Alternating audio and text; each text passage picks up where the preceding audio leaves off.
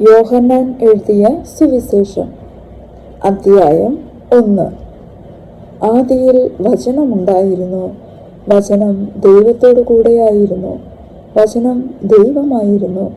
അവൻ ആദിയിൽ ദൈവത്തോടു കൂടെയായിരുന്നു. സകലവും അവൻ മുഖാന്തരം ഉളവായി. ഉളവായതൊന്നും അവനെ കൂടാതെ ഉളവായതല്ല. അവനിൽ ജീവനുണ്ടായിരുന്നു. ജീവൻ മനുഷ്യരുടെ വെളിച്ചമായിരുന്നു. വെളിച്ചം ഇരുളിൽ പ്രകാശിക്കുന്നു. ഇരുളോ അതിനെ പിടിച്ചടക്കിയില്ല. ദൈവം അയച്ചിട്ട് ഒരു മനുഷ്യൻ വന്നു. അവന് യോഹന്നാൻ എന്നു പേർ. അവൻ സാക്ഷ്യത്തിനായി താൻ മുഖാന്തരം എല്ലാവരും വിശ്വസിക്കേണ്ടതിന് വെളിച്ചത്തെക്കുറിച്ച് സാക്ഷ്യം പറവാൻ തന്നെ വന്നു. അവൻ വെളിച്ചം ആയിരുന്നില്ല, വെളിച്ചത്തിന് സാക്ഷ്യം പറയേണ്ടുന്നവനത്രേ. ഏതു മനുഷ്യനെയും പ്രകാശിപ്പിക്കുന്ന സത്യവെളിച്ചം ലോകത്തിലേക്ക് വന്നുകൊണ്ടിരുന്നു. അവൻ ലോകത്തിൽ ഉണ്ടായിരുന്നു. ലോകം അവൻ മുഖാന്തരം ഉളവായി. ലോകമോ അവനെ അറിഞ്ഞില്ല. അവൻ സ്വന്തത്തിലേക്ക് വന്നു. സ്വന്തമായവരോ അവനെ കൈക്കൊണ്ടില്ല. അവനെ കൈക്കൊണ്ട് അവന്റെ നാമത്തിൽ വിശ്വസിക്കുന്ന ഏവർക്കും ദൈവമക്കളാക്കുവാൻ അവൻ അധികാരം കൊടുത്തു. അവർ രക്തത്തിൽ നിന്നല്ല, ജഡത്തിന്റെ ഇഷ്ടത്താലല്ല, പുരുഷന്റെ ഇഷ്ടത്താലുമല്ല, ദൈവത്തിൽ നിന്നത്രേ ജനിച്ചത്. വചനം ജഡമായി തീർന്നു, കൃപയും സത്യവും നിറഞ്ഞവനായി നമ്മുടെ ഇടയിൽ പാർത്തു. ഞങ്ങൾ അവന്റെ തേജസ് പിതാവിൽ നിന്ന് ഏകജാതനായവന്റെ തേജസ്സായി കണ്ടു. യോഹന്നാൻ അവനെക്കുറിച്ച് സാക്ഷീകരിച്ചു. എൻ്റെ പിന്നാലെ വരുന്നവൻ എനിക്ക് മുമ്പനായി തീർന്നു. അവൻ എനിക്ക് മുമ്പേ ഉണ്ടായിരുന്നു എന്ന് ഞാൻ പറഞ്ഞവൻ ഇവൻ തന്നെ എന്ന് വിളിച്ചു പറഞ്ഞു. അവന്റെ നിറവിൽ നിന്ന് നമുക്ക് എല്ലാവർക്കും കൃപമേൽ കൃപ ലഭിച്ചിരിക്കുന്നു. ന്യായപ്രമാണം മോശെ മുഖാന്തരം ലഭിച്ചു. കൃപയും സത്യവും യേശുക്രിസ്തു മുഖാന്തരം വന്നു. ദൈവത്തെ ആരും ഒരു നാളും കണ്ടിട്ടില്ല. പിതാവിന്റെ മടിയിലിരിക്കുന്ന ഏകജാതനായ പുത്രൻ അവനെ വെളിപ്പെടുത്തിയിരിക്കുന്നു. നീ ആർ എന്ന് യോഹന്നാനോട് ചോദിക്കേണ്ടതിന് യഹൂദന്മാർ യെരൂശലേമിൽ നിന്ന് പുരോഹിതന്മാരെയും ലേവ്യരെയും അവന്റെ അടുക്കൽ അയച്ചപ്പോൾ അവന്റെ സാക്ഷ്യം എന്തെന്നാൽ അവൻ മറുക്കാതെ ഏറ്റുപറഞ്ഞു, ഞാൻ ക്രിസ്തു അല്ല എന്ന് ഏറ്റുപറഞ്ഞു. പിന്നെ എന്ത്, നീ ഏലിയാവോ എന്ന് അവനോട് ചോദിച്ചതിന് അല്ല എന്ന് പറഞ്ഞു. നീ ആ പ്രവാചകനോ എന്നതിന് അല്ല എന്ന് അവൻ ഉത്തരം പറഞ്ഞു. അവർ അവനോട്, നീ ആരാകുന്നു? ഞങ്ങളെ അയച്ചവരോട് ഉത്തരം പറയേണ്ടതിന് നീ നിന്നെക്കുറിച്ച് തന്നെ എന്തു പറയുന്നു എന്ന് ചോദിച്ചു. അതിന് അവൻ, യെശയ്യാ പ്രവാചകൻ പറഞ്ഞതുപോലെ കർത്താവിൻ്റെ വഴി നേരെയാക്കുവിൻ എന്ന് മരുഭൂമിയിൽ വിളിച്ചു പറയുന്നവന്റെ ശബ്ദം ഞാൻ ആകുന്നു എന്ന് പറഞ്ഞു. അയക്കപ്പെട്ടവർ പരീശന്മാരുടെ കൂട്ടത്തിലുള്ളവർ ആയിരുന്നു. എന്നാൽ നീ ക്രിസ്തുവല്ല, ഏലിയാവല്ല, ആ പ്രവാചകനുമല്ല എന്ന് വരികിൽ നീ സ്നാനം കഴിപ്പിക്കുന്നത് എന്ത് എന്ന് അവർ ചോദിച്ചു. അതിന് യോഹന്നാൻ, ഞാൻ വെള്ളത്തിൽ സ്നാനം കഴിപ്പിക്കുന്നു. എന്നാൽ നിങ്ങൾ അറിയാത്ത ഒരുത്തൻ നിങ്ങളുടെ ഇടയിൽ നിൽക്കുന്നുണ്ട്. എൻ്റെ പിന്നാലെ വരുന്നവൻ തന്നെ, അവൻ്റെ ചെരുപ്പിൻ്റെ വാറ് അഴിപ്പാൻ ഞാൻ യോഗ്യനല്ല എന്ന് ഉത്തരം പറഞ്ഞു. ഇത് യോർദാനക്കരെ യോഹന്നാൻ സ്നാനം കഴിപ്പിച്ചു കൊണ്ടിരുന്ന ബേഥാനിയയിൽ സംഭവിച്ചു. പിറ്റേന്നാൾ യേശു തൻ്റെ അടുക്കൽ വരുന്നത് അവൻ കണ്ടിട്ട്, ഇതാ ലോകത്തിൻ്റെ പാപം ചുമക്കുന്ന ദൈവത്തിൻ്റെ കുഞ്ഞാട്, എൻ്റെ പിന്നാലെ ഒരു പുരുഷൻ വരുന്നു. അവൻ എനിക്ക് മുമ്പേ ഉണ്ടായിരുന്നത് കൊണ്ട് എനിക്ക് മുമ്പനായി തീർന്നു എന്ന് ഞാൻ പറഞ്ഞവൻ ഇവൻ തന്നെ. ഞാനോ അവനെ അറിഞ്ഞില്ല. എങ്കിലും അവൻ ഇസ്രായേലിന് വെളിപ്പെടേണ്ടതിന് ഞാൻ വെള്ളത്തിൽ സ്നാനം കഴിപ്പിപ്പാൻ വന്നിരിക്കുന്നു എന്ന് പറഞ്ഞു. യോഹന്നാൻ പിന്നെയും സാക്ഷ്യം പറഞ്ഞത്, ആത്മാവ് ഒരു പ്രാവ് പോലെ സ്വർഗത്തിൽ നിന്ന് ഇറങ്ങി വരുന്നത് ഞാൻ കണ്ടു. അത് അവന്റെ മേൽ വസിച്ചു. ഞാനോ അവനെ അറിഞ്ഞില്ല. എങ്കിലും വെള്ളത്തിൽ സ്നാനം കഴിപ്പിപ്പാൻ എന്നെ അയച്ചവൻ എന്നോട്, ആരുടെ മേൽ ആത്മാവ് ഇറങ്ങുന്നതും വസിക്കുന്നതും നീ കാണുമോ? അവൻ പരിശുദ്ധാത്മാവിൽ സ്നാനം കഴിപ്പിക്കുന്നവൻ ആകുന്നു എന്ന് പറഞ്ഞു. അങ്ങനെ ഞാൻ കാണുകയും ഇവൻ ദൈവപുത്രൻ തന്നെ എന്ന് സാക്ഷ്യം പറയുകയും ചെയ്തിരിക്കുന്നു. പിറ്റേന്നാൾ യോഹന്നാൻ പിന്നെയും തൻ്റെ ശിഷ്യന്മാരിൽ 2 പേരുമായി അവിടെ നിൽക്കുമ്പോൾ കടന്നു പോകുന്ന യേശുവിനെ നോക്കിയിട്ട്, ഇതാ ദൈവത്തിൻ്റെ കുഞ്ഞാട് എന്ന് പറഞ്ഞു. അവൻ പറഞ്ഞത് ആ 2 ശിഷ്യന്മാർ കേട്ട് യേശുവിനെ അനുഗമിച്ചു. യേശു തിരിഞ്ഞ് അവർ പിന്നാലെ വരുന്നത് കണ്ട് അവരോട്, നിങ്ങൾ എന്തോ അന്വേഷിക്കുന്നു എന്ന് ചോദിച്ചു. അവർ, റബ്ബി എന്ന് വെച്ചാൽ ഗുരു, നീ എവിടെ പാർക്കുന്നു എന്ന് ചോദിച്ചു. അവൻ അവരോട്, വന്നു കാൺമീൻ എന്ന് പറഞ്ഞു. അങ്ങനെ അവൻ വസിക്കുന്ന ഇടം അവർ കണ്ടു. അന്ന് അവരോടുകൂടെ പാർത്തു. അപ്പോൾ ഏകദേശം 10 മണിനേരം ആയിരുന്നു. യോഹന്നാൻ പറഞ്ഞത് കേട്ട് അവനെ അനുഗമിച്ച 2 പേരിൽ ഒരുത്തൻ ശിമോൻ പത്രോസിന്റെ സഹോദരനായ അന്ത്രയാസ് ആയിരുന്നു. അവൻ തന്റെ സഹോദരനായ ശിമോനെ ആദ്യം കണ്ട് അവനോട്, ഞങ്ങൾ മശിഹായെ എന്ന് വെച്ചാൽ ക്രിസ്തുവെ കണ്ടെത്തിയിരിക്കുന്നു എന്ന് പറഞ്ഞു. അവനെ യേശുവിന്റെ അടുക്കൽ കൊണ്ടുവന്നു. യേശു അവനെ നോക്കി, നീ യോഹന്നാന്റെ പുത്രനായ ശിമോൻ ആകുന്നു, നിനക്ക് കേഫ എന്ന് പേരാകും എന്ന് പറഞ്ഞു. അത് പത്രോസ് എന്നാകുന്നു. പിറ്റേന്നാൾ യേശു ഗലീലയ്ക്ക് പുറപ്പെടുവാൻ ഭാവിച്ചപ്പോൾ ഫിലിപ്പോസിനെ കണ്ടു. എന്നെ അനുഗമിക്ക എന്ന് അവനോട് പറഞ്ഞു. ഫിലിപ്പോസോ അന്ത്രയോസിന്റെയും പത്രോസിന്റെയും പട്ടണമായ ബേത്സയിദയിൽ നിന്നുള്ളവൻ ആയിരുന്നു. ഫിലിപ്പോസ് നഥനയേലിനെ കണ്ടു. അവനോട്, ന്യായപ്രമാണത്തിൽ മോശയും പ്രവാചകന്മാരും എഴുതിയിരിക്കുന്നവനെ കണ്ടെത്തിയിരിക്കുന്നു. അവൻ യോസഫിന്റെ പുത്രനായ യേശു എന്ന നസ്രത്തുകാരൻ തന്നെ എന്ന് പറഞ്ഞു. നഥനയേൽ അവനോട്, നസ്രത്തിൽ നിന്ന് വല്ല നന്മയും വരുമോ എന്ന് പറഞ്ഞു. ഫിലിപ്പോസ് അവനോട്, വന്നു കാണുക എന്ന് പറഞ്ഞു. നഥനയേൽ തന്റെ അടുക്കൽ വരുന്നത് യേശു കണ്ടു. ഇതാ സാക്ഷാൽ ഇസ്രായേലിയൻ, ഇവനിൽ കപടം ഇല്ല എന്ന് അവനെക്കുറിച്ച് പറഞ്ഞു. നഥനയേൽ അവനോട്, എന്നെ എവിടെ വെച്ച് അറിയും എന്ന് ചോദിച്ചതിന് ഫിലിപ്പോസ്, നിന്നെ വിളിക്കും മുമ്പേ നീ അത്തിയുടെ കീഴിൽ ഇരിക്കുമ്പോൾ ഞാൻ നിന്നെ കണ്ടു എന്ന് യേശു ഉത്തരം പറഞ്ഞു. നഥനയേൽ അവനോട്, റബ്ബി, നീ ദൈവപുത്രൻ, നീ ഇസ്രായേലിന്റെ രാജാവ് എന്ന് ഉത്തരം പറഞ്ഞു. യേശു അവനോട്, ഞാൻ നിന്നെ അത്തിയുടെ കീഴിൽ കണ്ടു എന്ന് നിന്നോട് പറയുക കൊണ്ട് നീ വിശ്വസിക്കുന്നുവോ? നീ ഇതിനേക്കാൾ വലിയത് കാണും എന്ന് ഉത്തരം പറഞ്ഞു.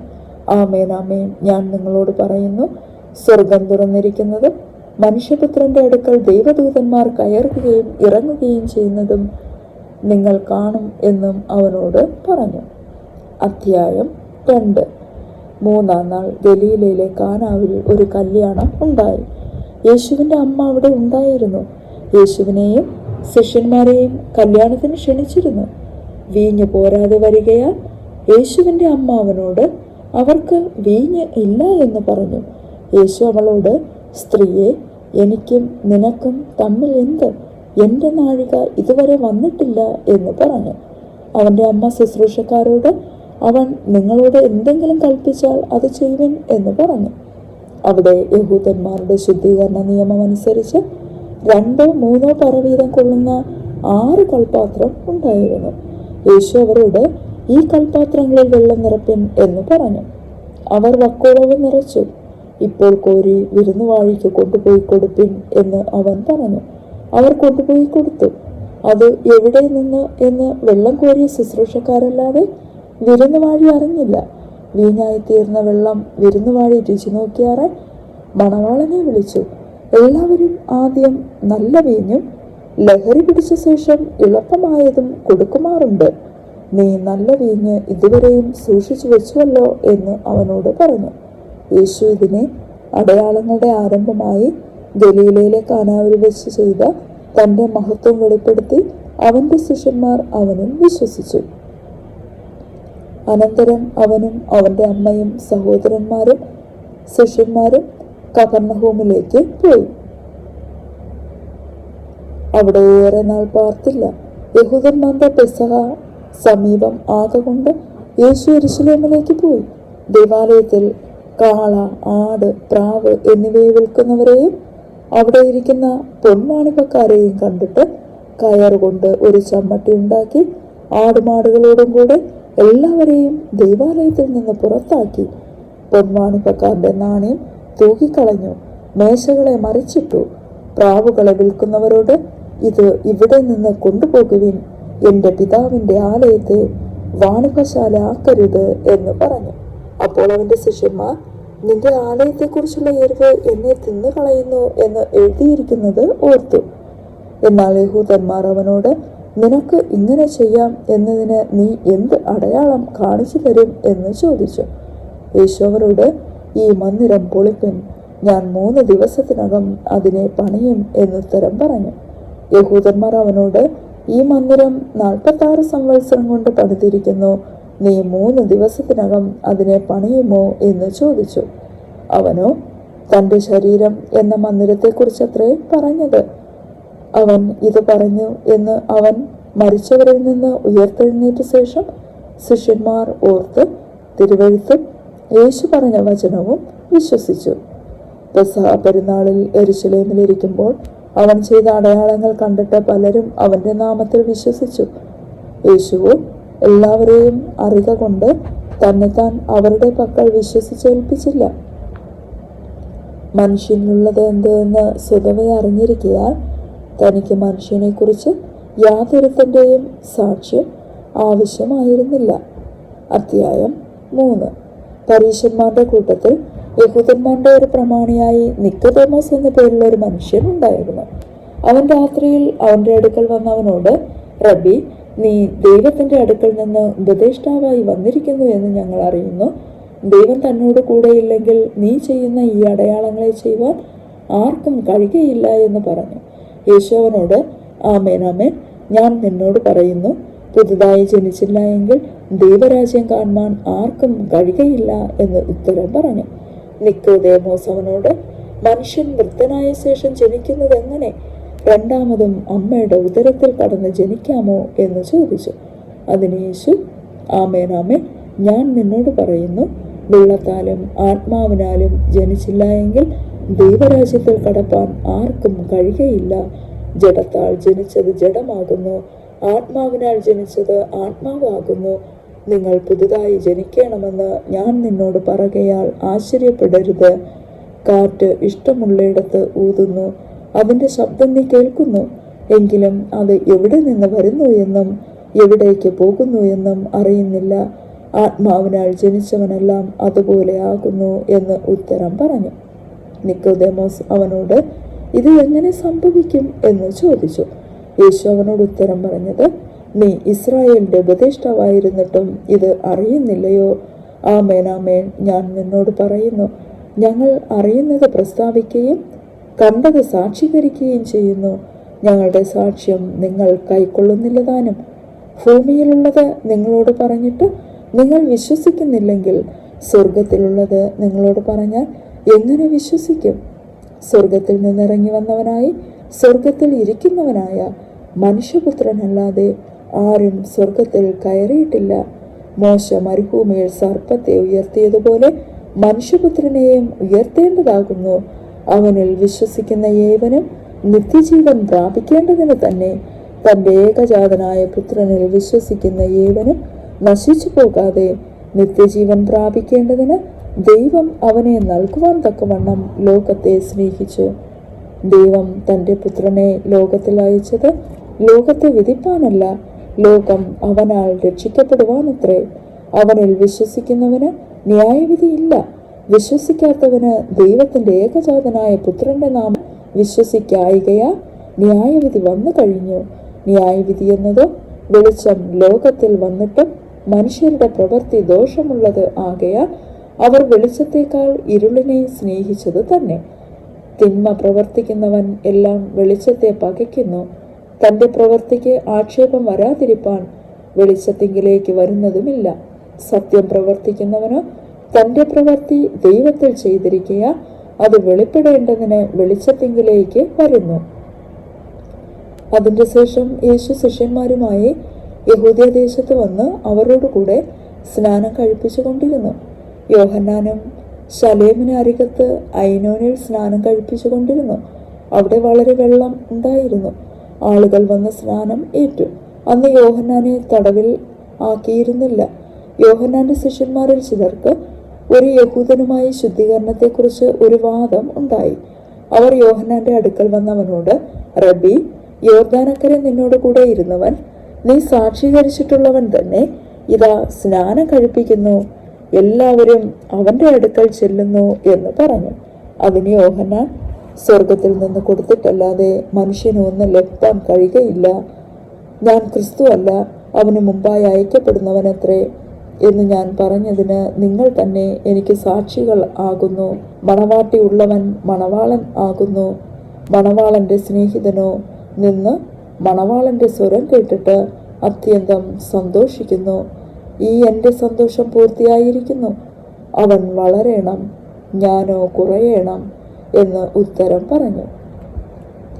മേലിൽ നിന്ന് വരുന്നവൻ എല്ലാവർക്കും മീതെയുള്ളവൻ, ഭൂമിയിൽ നിന്നുള്ളവൻ ഭൗമികൻ ആകുന്നു. ഭൗമികമായത് സംസാരിക്കുന്നു. സ്വർഗത്തിൽ നിന്ന് വരുന്നവൻ എല്ലാവർക്കും മീതെയുള്ളവനായി താൻ കാണുകയും കേൾക്കുകയും ചെയ്യുന്നത് സാക്ഷീകരിക്കുന്നു. അവന്റെ സാക്ഷ്യം ആരും കൈക്കൊള്ളുന്നില്ല. അവന്റെ സാക്ഷ്യം കൈക്കൊള്ളുന്നവൻ ദൈവം സത്യവാൻ എന്നുള്ളതിന് മുദ്രയിടുന്നു. ദൈവം അയച്ചവൻ ദൈവത്തിന്റെ വചനം പ്രസ്താവിക്കുന്നു. അവൻ ആത്മാവിനെ അളവ് കൂടാതെയല്ലോ കൊടുക്കുന്നത്. പിതാവ് പുത്രനെ സ്നേഹിക്കുന്നു. സകലവും അവന്റെ കയ്യിൽ കൊടുത്തുമിരിക്കുന്നു. പുത്രനിൽ വിശ്വസിക്കുന്നവന് നിത്യജീവനുണ്ട്. പുത്രനെ അനുസരിക്കാത്തവനോ ജീവനെ കാണുകയില്ല. ദൈവക്രോധം അവന്റെ മേൽ വസിക്കുന്നതേയുള്ളൂ. അധ്യായം 4. യേശു യോഹന്നാനേക്കാൾ അധികം ശിഷ്യന്മാരെ ചേർത്ത് സ്നാനം കഴിപ്പിക്കുന്നുവെന്ന് പരീശന്മാർ കേട്ടു എന്ന് കർത്താവ് അറിഞ്ഞപ്പോൾ ശിഷ്യന്മാർ അല്ലാതെ യേശു തന്നെ സ്നാനം കഴിപ്പിച്ചില്ല താനും. അവൻ യഹൂദ്യദേശം വിട്ട് പിന്നെയും ഗലീലയ്ക്ക് യാത്രയായി. അവൻ ശമരിയയിൽ കൂടി കടന്നു പോകേണ്ടി വന്നു. അങ്ങനെ അവൻ സുക്കാർ എന്നൊരു ശമര്യ പട്ടണത്തിൽ യാക്കോബ് തന്റെ പുത്രനായ യോസഫിന് കൊടുത്ത നിലത്തിനരികെ എത്തി. അവിടെ യാക്കോബിന്റെ ഉറവുണ്ടായിരുന്നു. യേശു വഴി നടന്ന് ക്ഷീണിച്ചിട്ട് ഉറവിനരികെ ഇരുന്നു. അപ്പോൾ ഏകദേശം 6 മണി നേരം ആയിരുന്നു. ഒരു ശമരിയ സ്ത്രീ വെള്ളം കോരുവാൻ വന്നു. യേശു അവളോട്, എനിക്ക് കുടിപ്പാൻ തരുമോ എന്ന് ചോദിച്ചു. അവന്റെ ശിഷ്യന്മാർ ഭക്ഷണ സാധനങ്ങളെ കൊള്ളുവാൻ പട്ടണത്തിൽ പോയിരുന്നു. ശമരിയ സ്ത്രീ അവനോട്, നീ യഹൂദനായിരിക്കെ ശമര്യക്കാരത്തിയായ എന്നോട് കുടിപ്പാൻ ചോദിക്കുന്നത് എങ്ങനെയെന്ന് പറഞ്ഞു. യഹൂദന്മാർക്ക് ശമര്യർക്കും തമ്മിൽ സമ്പർക്കമില്ല. അതിന് യേശു, നീ ദൈവത്തിന്റെ ദാനവും നിന്നോട് കുടിപ്പാൻ ചോദിക്കുന്നവൻ ആരെന്നും അറിഞ്ഞുവെങ്കിൽ നീ അവനോട് ചോദിക്കുകയും അവൻ ജീവനുള്ള വെള്ളം നിനക്ക് തരികയും ചെയ്യുമായിരുന്നു എന്ന് ഉത്തരം പറഞ്ഞു. സ്ത്രീ അവനോട്, യജമാനനെ, നിനക്ക് കോരുവാൻ പാത്രമില്ലല്ലോ. കിണറ് ആഴമുള്ളതാകുന്നു. പിന്നെ ജീവനുള്ള വെള്ളം നിനക്കെവിടെ നിന്ന്? നമ്മുടെ പിതാവായ യാക്കോബിനേക്കാൾ നീ വലിയവനോ? അവനാകുന്നു ഈ കിണറ് ഞങ്ങൾക്ക് തന്നത്. അവനും അവന്റെ മക്കളും മൃഗങ്ങളും ഇതിലെ വെള്ളം കുടിച്ചു പോന്നു എന്ന് പറഞ്ഞു. യേശു അവളോട്, ഈ വെള്ളം കുടിക്കുന്നവനെല്ലാം പിന്നെയും ദാഹിക്കും. ഞാൻ കൊടുക്കുന്ന വെള്ളം കുടിക്കുന്നവനോ ഒരു നാളും ദാഹിക്കുകയില്ല. ഞാൻ കൊടുക്കുന്ന വെള്ളം അവനൊരു നിത്യജീവങ്കലേക്ക് പൊങ്ങി വരുന്ന നീരുറവയായി തീരും എന്നുത്തരം പറഞ്ഞു. സ്ത്രീ അവനോട്, യജമാനനെ, എനിക്ക് ദാഹിക്കാതെയും ഞാൻ കോരുവാൻ ഇവിടത്തോളം വരാതെയും ഇരിക്കേണ്ടതിന് ആ വെള്ളം എനിക്ക് തരയണം എന്ന് പറഞ്ഞു. യേശു അവളോട്, പോയി ഭർത്താവിനെ വിളിച്ചുകൊണ്ട് വരിക എന്ന് പറഞ്ഞു. എനിക്ക് ഭർത്താവില്ല എന്ന് സ്ത്രീ അവനോട് ഉത്തരം പറഞ്ഞതിന്, എനിക്ക് ഭർത്താവ് ഇല്ല എന്ന് നീ പറഞ്ഞത് ശരി. 5 ഭർത്താക്കന്മാർ നിനക്കുണ്ടായിരുന്നു. ഇപ്പോൾ ഉള്ളവനോ ഭർത്താവല്ല. നീ പറഞ്ഞത് സത്യം തന്നെ എന്ന് യേശു പറഞ്ഞു. സ്ത്രീ അവനോട്, യജമാനനെ, നീ പ്രവാചകനെന്ന് ഞാൻ കാണുന്നു. ഞങ്ങളുടെ പിതാക്കന്മാർ ഈ മലയിൽ നമസ്കരിച്ചു വന്നു. നമസ്കരിക്കേണ്ടുന്ന സ്ഥലം യെരുശലേമിൽ ആക്കുന്നു എന്ന് നിങ്ങൾ പറയുന്നു എന്ന് പറഞ്ഞു. യേശു അവളോട് പറഞ്ഞത്, സ്ത്രീയെ, എൻ്റെ വാക്ക് വിശ്വസിക്കാം. നിങ്ങൾ പിതാവിനെ നമസ്കരിക്കുന്നത് ഈ മലയിലും അല്ല യെരുശലേമിലും അല്ല എന്നുള്ള നാഴിക വരുന്നു. നിങ്ങൾ അറിയാത്തതിനെ നമസ്കരിക്കുന്നു, ഞങ്ങളോ അറിയുന്നതിനെ നമസ്കരിക്കുന്നു. രക്ഷ യഹൂദന്മാരുടെ ഇടയിൽ നിന്നല്ലോ വരുന്നത്. സത്യനമസ്കാരികൾ പിതാവിനെ ആത്മാവിലും സത്യത്തിലും നമസ്കരിക്കുന്ന നാഴിക വരുന്നു, ഇപ്പോൾ വന്നുമിരിക്കുന്നു. തന്നെ നമസ്കരിക്കുന്നവർ ഇങ്ങനെയുള്ളവർ ആയിരിക്കണം എന്ന് പിതാവ് ഇച്ഛിക്കുന്നു. ദൈവം ആത്മാവ് ആകുന്നു. അവനെ നമസ്കരിക്കുന്നവർ ആത്മാവിലും സത്യത്തിലും നമസ്കരിക്കണം. സ്ത്രീ അവനോട്, മശിഹ എന്ന് വെച്ചാൽ ക്രിസ്തു വരുന്നു എന്ന് ഞാൻ അറിയുന്നു. അവൻ വരുമ്പോൾ സകലവും അറിയിച്ചു തരും എന്ന് പറഞ്ഞു. യേശു അവളോട്, നിന്നോട് സംസാരിക്കുന്ന ഞാൻ തന്നെ മശിഹ എന്ന് പറഞ്ഞു. ഇതിനിടയിൽ അവൻ്റെ ശിഷ്യന്മാർ വന്ന് അവൻ സ്ത്രീയോട് സംസാരിക്കയാൽ ആശ്ചര്യപ്പെട്ടുവെങ്കിലും നീ എന്ത് ചോദിക്കുന്നു, അവളോട് എന്ത് സംസാരിക്കുന്നു എന്ന് ആരും ചോദിച്ചില്ല. അനന്തരം സ്ത്രീ പാത്രം വെച്ചിട്ട് പട്ടണത്തിൽ ചെന്ന് ജനങ്ങളോട്, ഞാൻ ചെയ്തത് ഒക്കെയും എന്നോട് പറഞ്ഞ ഒരു മനുഷ്യനെ വന്ന് കാണുമേൻ, അവൻ പക്ഷേ ക്രിസ്തു ആയിരിക്കുമോ എന്ന് പറഞ്ഞു. അവർ പട്ടണത്തിൽ നിന്ന് പുറപ്പെട്ട് അവന്റെ അടുക്കൽ വന്നു. അതിനിടയിൽ ശിഷ്യന്മാർ അവനോട്, റബ്ബി, ഭക്ഷിച്ചാലും എന്ന് അപേക്ഷിച്ചു. അതിന് അവൻ, നിങ്ങൾ അറിയാത്ത ആഹാരം ഭക്ഷിപ്പാൻ എനിക്ക് ഉണ്ട് എന്ന് അവരോട് പറഞ്ഞു. ആകയാൽ വല്ലവനും അവന് ഭക്ഷിപ്പാൻ കൊണ്ടുവന്നുവോ എന്ന് ശിഷ്യന്മാർ തമ്മിൽ പറഞ്ഞു. യേശു അവരോട് പറഞ്ഞത്, എന്നെ അയച്ചവന്റെ ഇഷ്ടം ചെയ്ത് അവന്റെ പ്രവൃത്തി തികയ്ക്കുന്നത് തന്നെ എൻ്റെ ആഹാരം. ഇനി 4 മാസം കഴിഞ്ഞിട്ട് കൊയ്ത്തു വരുന്നു എന്ന് നിങ്ങൾ പറയുന്നില്ലയോ? നിങ്ങൾ തലപൊക്കി നോക്കിയാൽ നിലങ്ങൾ ഇപ്പോൾ തന്നെ കൊയ്ത്തിന് വെളുത്തിരിക്കുന്നത് കാണും എന്ന് ഞാൻ നിങ്ങളോട് പറയുന്നു. വിതയ്ക്കുന്നവനും കൊയ്യുന്നവനും ഒരുമിച്ച് സന്തോഷിപ്പാൻ തക്കവണ്ണം കൊയ്യുന്നവന്റെ കൂലി വാങ്ങി നിത്യജീവങ്കലേക്ക് വിളവ് കൂട്ടിവെക്കുന്നു. വിതയ്ക്കുന്നത് ഒരുത്തൻ, കൊയ്യുന്നത് മറ്റൊരുത്തൻ എന്നുള്ള പഴഞ്ചൊൽ ഇതിൽ ഒത്തിരിക്കുന്നു. നിങ്ങൾ അധ്വാനിച്ചിട്ടില്ലാത്തത് കൊയ്യുവാൻ ഞാൻ നിങ്ങളെ അയച്ചിരിക്കുന്നു. മറ്റുള്ളവർ അധ്വാനിച്ചു, അവരുടെ അധ്വാന ഫലത്തിലേക്ക് നിങ്ങൾ പ്രവേശിച്ചിരിക്കുന്നു. ഞാൻ ചെയ്തതൊക്കെയും അവൻ എന്നോട് പറഞ്ഞു എന്ന് സ്ത്രീ സാക്ഷ്യം പറഞ്ഞ വാക്കു നിമിത്തം ആ പട്ടണത്തിലെ പല ശമരിയരും അവനിൽ വിശ്വസിച്ചു. അങ്ങനെ ശമരിയർ അവന്റെ അടുക്കൽ വന്നു തങ്ങളോട് കൂടെ പാർക്കണം എന്ന് അവനോട് അപേക്ഷിച്ചു. അവൻ 2 നാൾ അവിടെ പാർത്തു. ഏറ്റവും അധികം പേർ അവന്റെ വചനം കേട്ട് വിശ്വസിച്ചു. ഇനി നിന്റെ വാക്കുകൊണ്ടല്ല ഞങ്ങൾ വിശ്വസിക്കുന്നത്, ഞങ്ങൾ തന്നെ കേൾക്കുകയും അവൻ സാക്ഷാൽ ലോകരക്ഷിതാവ് എന്ന് അറിയുകയും ചെയ്തിരിക്കുന്നു എന്ന് സ്ത്രീയോട് പറഞ്ഞു. 2 ദിവസം കഴിഞ്ഞിട്ട് അവൻ അവിടം വിട്ട് ഗലീലയ്ക്ക് പോയി. പ്രവാചകന് തന്റെ പിതൃദേശത്ത് ബഹുമാനം ഇല്ല എന്ന് യേശു തന്നെ സാക്ഷ്യം പറഞ്ഞിരുന്നു. അവൻ ഗലീലയിലെത്തിയപ്പോൾ ഗലീലക്കാർ തങ്ങളും പെരുന്നാളിന് പോയി. അവൻ യെരൂശലേമിൽ വെച്ച് പെരുന്നാളിൽ ചെയ്തതൊക്കെയും കണ്ടതുകൊണ്ട് അവനെ അംഗീകരിച്ചു. അവൻ പിന്നെയും താൻ വെള്ളം വീഞ്ഞാക്കിയ ഗലീലയിലെ കാനാവിൽ വന്നു. അന്ന് മകൻ രോഗിയായിരുന്ന ഒരു രാജഭൃത്യൻ കഫർന്നഹൂമിൽ ഉണ്ടായിരുന്നു.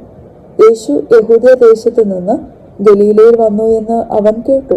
അവന്റെ അടുക്കൽ ചെന്നു തന്റെ മകൻ മരിപ്പാറായിരിക്കെ കൊണ്ട് അവൻ വന്നു അവനെ സൗഖ്യമാക്കണം എന്ന് അപേക്ഷിച്ചു. യേശു അവനോട്, നിങ്ങൾ അടയാളങ്ങളും അത്ഭുതങ്ങളും കണ്ടിട്ടല്ലാതെ വിശ്വസിക്കയില്ല എന്ന് പറഞ്ഞു. രാജഭൃത്യൻ അവനോട്, കർത്താവെ, പൈതൽ മരിക്കും മുമ്പേ വരേണമേ എന്ന് പറഞ്ഞു. യേശു അവനോട്, പൊയ്ക്കൊള്ളുക, നിന്റെ മകൻ ജീവിച്ചിരിക്കുന്നു എന്ന് പറഞ്ഞു. യേശു പറഞ്ഞ വാക്ക് വിശ്വസിച്ചു ആ മനുഷ്യൻ പോയി. അവൻ പോകയിൽ അവന്റെ ദാസന്മാർ അവനെ എതിരേറ്റു. മകൻ ജീവിച്ചിരിക്കുന്നു എന്ന് പറഞ്ഞു. അവന് ഭേദം വന്ന നാഴിക അവരോട് ചോദിച്ചതിന് അവർ അവനോട്, ഇന്നലെ 7 മണിക്ക് പനി വിട്ടുമാറി എന്ന് പറഞ്ഞു.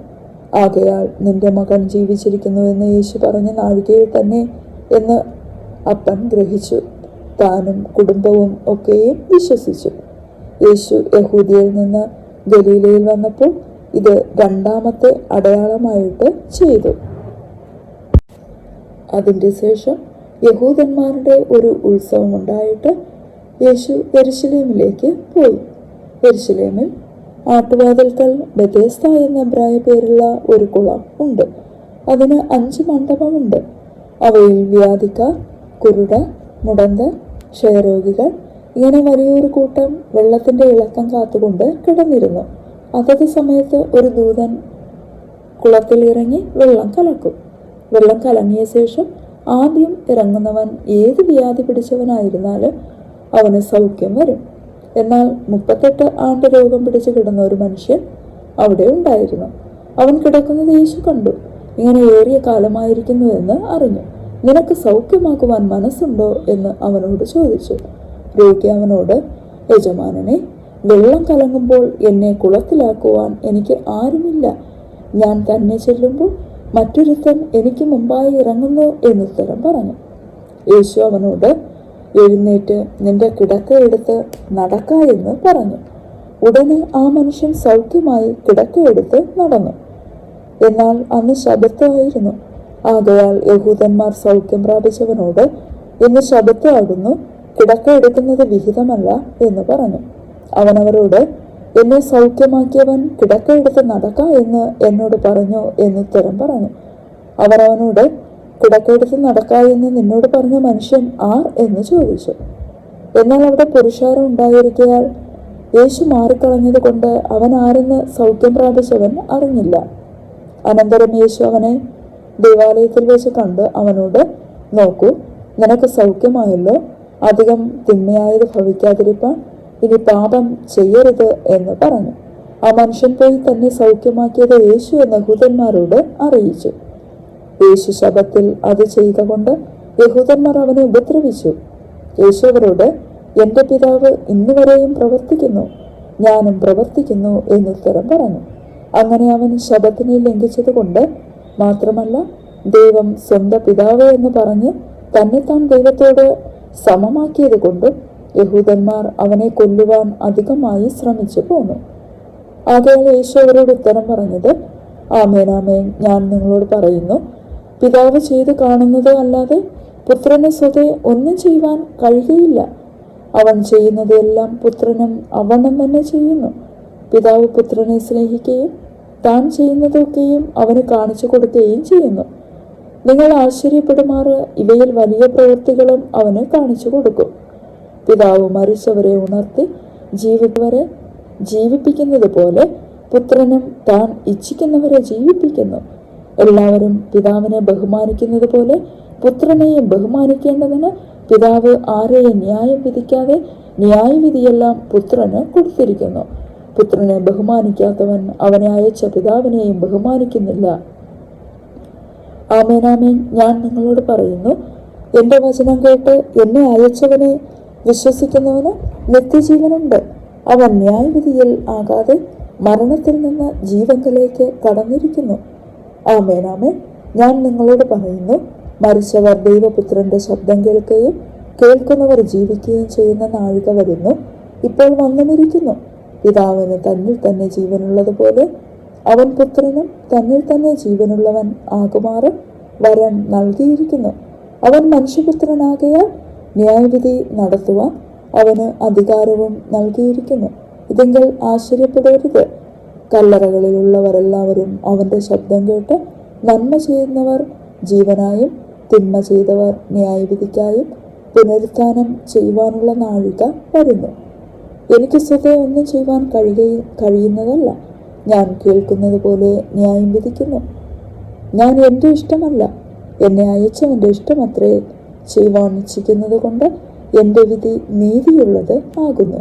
ഞാൻ എന്നെക്കുറിച്ച് തന്നെ സാക്ഷ്യം പറഞ്ഞാൽ എൻ്റെ സാക്ഷ്യം സത്യമല്ല. എന്നെക്കുറിച്ച് സാക്ഷ്യം പറയുന്നത് മറ്റൊരുത്തനാകുന്നു. അവൻ എന്നെക്കുറിച്ച് പറയുന്ന സാക്ഷ്യം സത്യം എന്ന് ഞാൻ അറിയുന്നു.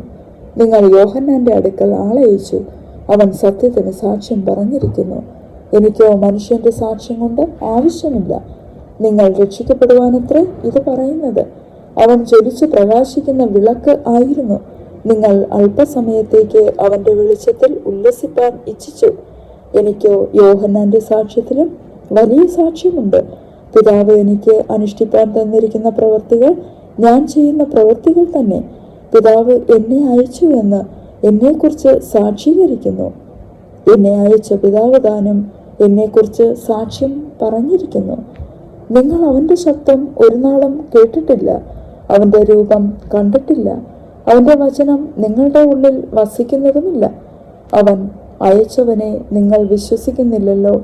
നിങ്ങൾ തിരുവെഴുത്തുകളെ ശോധന ചെയ്യുന്നു, അവയിൽ നിങ്ങൾക്ക് നിത്യജീവൻ ഉണ്ട് എന്ന് നിങ്ങൾ നിരൂപിക്കുന്നുമല്ലോ. അവ എനിക്ക് സാക്ഷ്യം പറയുന്നു. എങ്കിലും ജീവൻ പ്രാപിക്കേണ്ടതിന് എൻ്റെ അടുക്കൽ വരുവാൻ നിങ്ങൾക്ക് മനസ്സില്ല.